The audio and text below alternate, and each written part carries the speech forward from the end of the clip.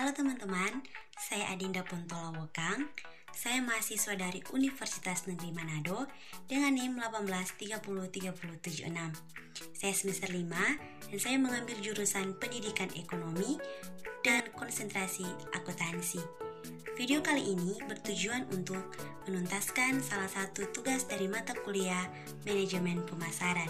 Dan dalam video ini, saya menjelaskan secara singkat materi tentang brand and packing dan persaingan pasar.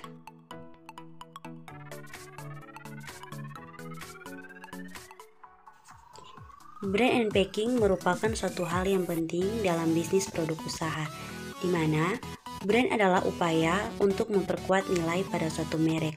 Contohnya, dalam proses menentukan logo suatu produk, sedangkan packing adalah pengemasan suatu barang yang siap untuk dikirim atau didistribusikan ke tempat lain atau bisa disebut juga dengan pengepakan. Barang biasanya ditaruh dalam satu kotak atau yang lain sehingga barang tidak mudah rusak. Brand and packing merupakan suatu unsur yang mempengaruhi penjualan dan saling mendukung satu sama lain. Nah, jika dikaitkan dengan produk tertentu, maka brand dapat diterapkan pada kemasan atau packing untuk menambah nilai dari suatu produk sehingga dapat menarik minat konsumen. Materi yang kedua yaitu persaingan pasar. Nah, dalam persaingan pasar terdapat dua persaingan pasar, yaitu pasar persaingan sempurna dan pasar persaingan tidak sempurna. Pasar persaingan sempurna adalah suatu pasar di mana jumlah penjual dan pembeli atau konsumen sangat banyak dan produk atau barang yang ditawarkan atau dijual sejenis atau serupa. Contohnya, barang yang dijual pada bentuk pasar ini adalah beras, gandum, dan kentang. Pasar persaingan sempurna merupakan pasar di mana penjual dan pembeli tidak dapat memengaruhi harga, sehingga harga di pasar benar-benar merupakan hasil kesepakatan dan interaksi antara penawaran dan permintaan. Pasar persaingan sempurna memiliki ciri-ciri sebagai berikut. Yang pertama, banyak penjual dan pembeli.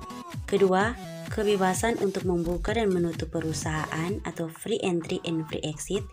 Ketiga, barang bersifat homogen.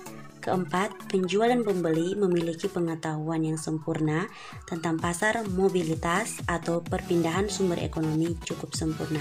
Dan yang kelima, kebanyakan perusahaan kecil.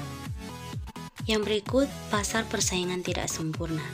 Pasar persaingan tidak sempurna bisa juga disebut sebagai bentuk pasar yang kehilangan satu atau lebih ciri-ciri yang dimiliki oleh pasar persaingan sempurna.